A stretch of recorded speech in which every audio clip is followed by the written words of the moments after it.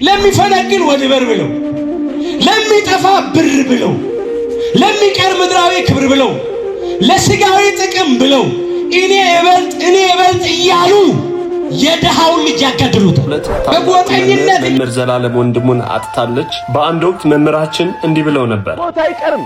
ሰው በረሃብ ይሞታል፣ በበሽታ ይሞታል፣ ምራቃችን ትን ብሎ እንሞታለን። ከመጣ አይቀርም። ግን ሃይማኖትን አጽንቶ ተዘጋጅቶ መሞት ደግሞ መታደል ነው። ሞት ረፍት ነው።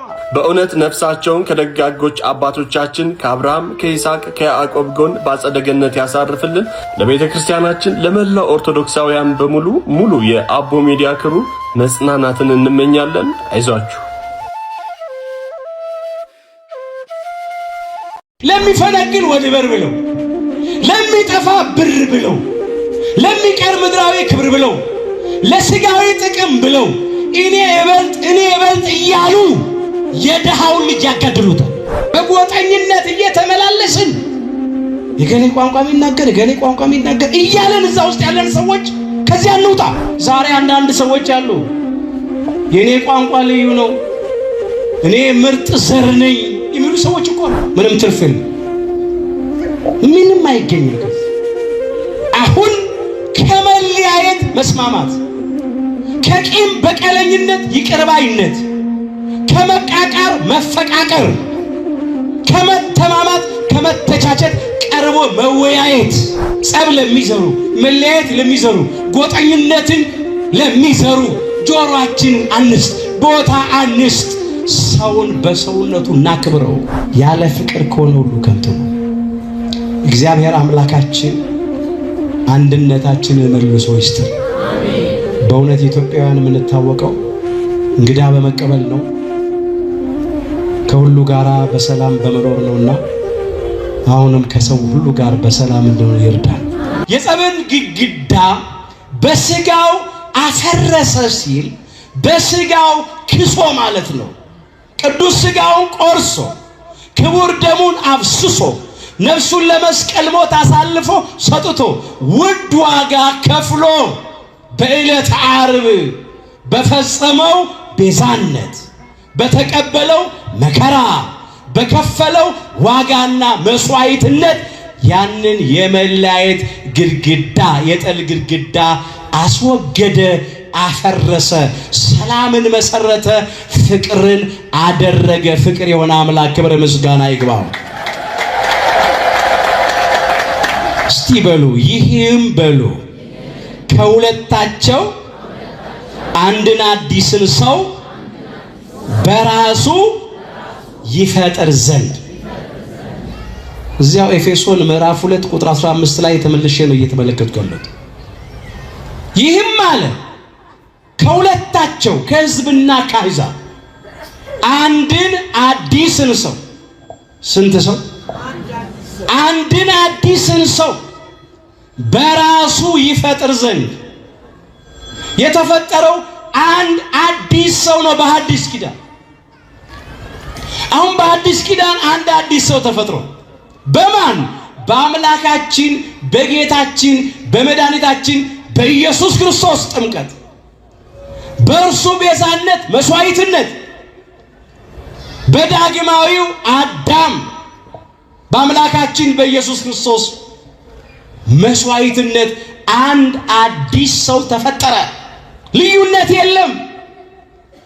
ሕዝብ አሕዛብ፣ ይስሐቃዊ እስማኤላዊ፣ ጨዋ ባሪያ፣ አይሁዳዊ ግሪካዊ፣ ወንድ ሴት፣ ነጭ ጥቁር፣ ባለጠጋ ድሃ፣ ጌታ ባሪያ፣ የተማረ ያልተማረ ማለት የለም።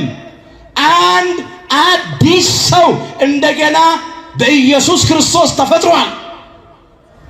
አዎ እሱ ነው እንደገና በአዲስ ተፈጥሮ የፈጠረ። እዚህ ውስጥ ይከፍ እንበል። ኤፌሶን ምዕራፍ 2 ቁጥር 10 ላይ የተመዘገበውን ቃል እንመልከት። ሁላችን ይላል በኢየሱስ ክርስቶስ ተፈጠርን ይላል። በማ ተፈጠርን? በኢየሱስ ክርስቶስ ተፈጠርን። በአዲስ ተፈጥሮ ፈጠረን። ሁላችንን አንድ አደረገን። አዎ ሰላምን ያደርግ ዘንድ ይላል ጥልንም በመስቀሉ ገድሎ ይላል። እዚያው እንመለስ ደግሞ ኤፌሶን ምዕራፍ 2 ቁጥር 16 ላይ የተመዘገበውን ቃል እንመልከት። ሰላምንም ያደርግ ዘንድ ጥልንም በመስቀሉ ገድሎ ይላል። ጥልን በምኑ ገድሎ? በመስቀሉ ገድሎ። ጥል የተባለ መለያየትን አስወግዶ የጸብን ግድግዳ በስጋው አፍርሶ ጥልንም በመስቀሉ ገድሎ ሲል የጸብን አባት ዲያብሎስንና ሰራዊቱን ድል አድርጎ ማለት ነው። በመስቀሉ ገድሎ ምልክት በተባለው መስቀሉ አዳምና እኛ ልጆቹ ክብር ባገኘንበት ዲያብሎስና ሰራዊቱ ባፈሩበት በድላችን አርማ በነፃነታችን ምልክት በቅዱስ መስቀሉ ማለት ነው።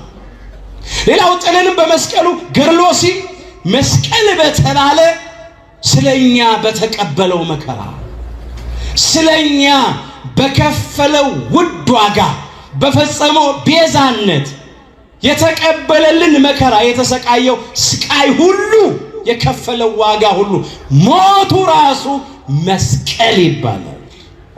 ጥልንም በመስቀሉ ገድሎ በእርሱ ሁለታቸውን አለ። ሁለታቸውን የሚለው ሕዝብና አሕዛብን ነው።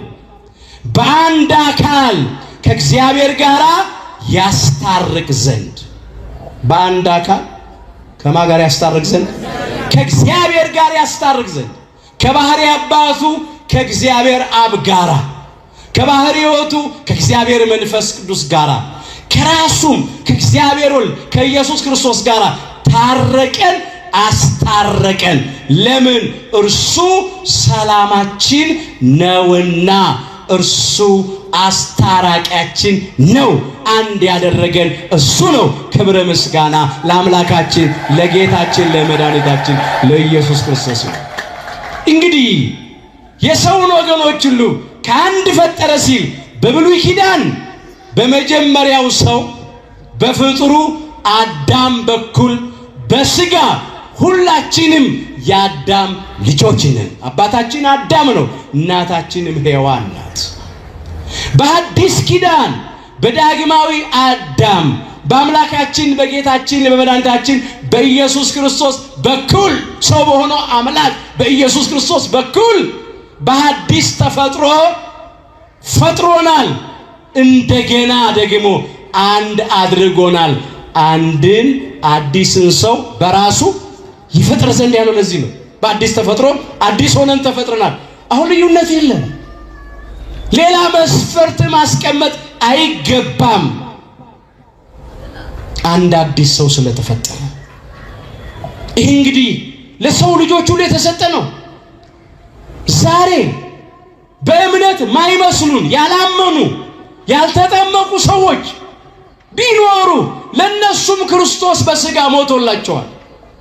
ለነሱም ቤዛ ሆኗል፣ ዋጋ ከፍሏል።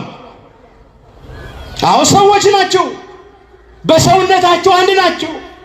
ክርስቶስ በማዳኑ ሥራ ሰው አልመረጠም፣ አድሎም አላደረገም። የከፈለው ዋጋ ለሁሉ ነው። እኛም አይተናል።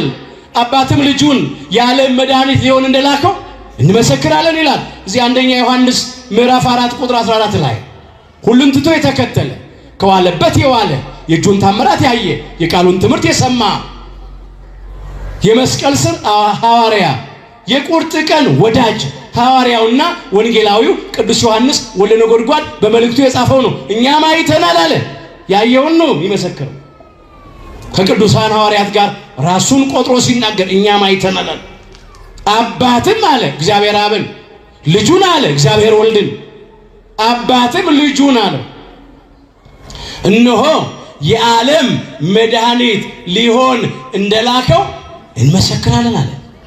በባህሪ አባቱ በእግዚአብሔር ፈቃድ፣ በባህሪ ሕይወቱ በእግዚአብሔር መንፈስ ቅዱስ ፈቃድ፣ በራሱም በእግዚአብሔር ወልድ ፈቃድ ዓለሙን ለማዳን ሲል ስለተገለጠ ነው ያለው። የዓለም መድኃኒት ሊሆን እንደላከው እንመሰክራለን። ዓለሙን ሁሉ አድኗል፣ ለዓለም ሁሉ ክሷል። እሱ አንድ አዲስ ሰው ተፈጥሯል። ስለዚህ በሃይማኖት ባይመስሉን፣ በቋንቋ ባይመስሉን፣ በባህልም ባይመስሉን፣ በሰውነት ሁላችን ስንት ነን? አንድ ነን። ልዩነት መፍጠር አይገባም፣ አያስፈልግም። ሁለተኛው እንግዲህ ነው። በአዲስ ኪዳን በክርስቶስ ሁላችንም አንድ አዲስ ሰው ሆነናል። ሶስተኛ የምናየው የኛን የክርስቲያኖቹን ነገር ነው። እኛ ክርስቲያኖቹ ደግሞ በእምነት በኩል አንድ ሆነናል።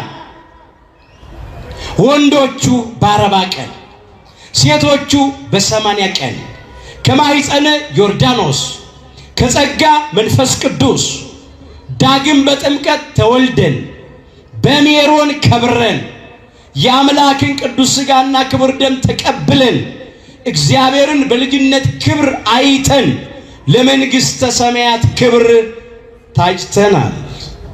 ይህን ቅዱስ ጳውሎስ እንደዚህ አድርጎ ያመጣዋል። እዚህ አንደኛ ቆሮንቶስ ምዕራፍ 12 ቁጥር 13 ላይ የተመዘገበውን ኃይለ ቃል እንመልከት። እንዲህ አለ፣ እኛ ሁላችን በሉ እስቲ በአንድ መንፈስ አንድ አካል እንድንሆን ተጠምቀናል። እኛ ሁላችን በአንድ አካል ስንት መንፈስ ልንሆን? አንድ መንፈስ ልንሆን ተጠምቀናል።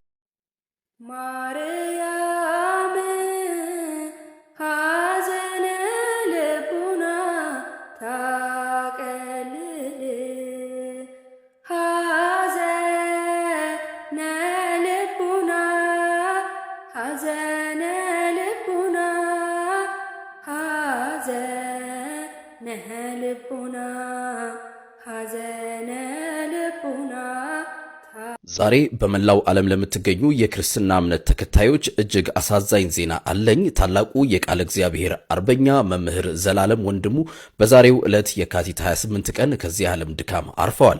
መምህር ዘላለም ለበርካታ ዓመታት ከገጠር እስከ ከተማ ከሀገር ውስጥ እስከ ባህር ማዶ ሳይሰለቹና ሳይታክቱ ቅዱሱን ወንጌል በታማኝነት ሲያገለግሉ የኖሩ ታላቅ መምህር ነበሩ። የአዲስ አበባ ሀገረ ስብከትም ይህንኑ የሞት ዜና በታላቅ ሐዘን ገልጿል። የወንጌል አርበኛው መምህር ዘላለም ወንድሙ በገነት ያኑርልን፣ ለቤተሰቦቻቸውና ለወዳጅ ዘመዶቻቸውም መጽናናትን ይስጥልን።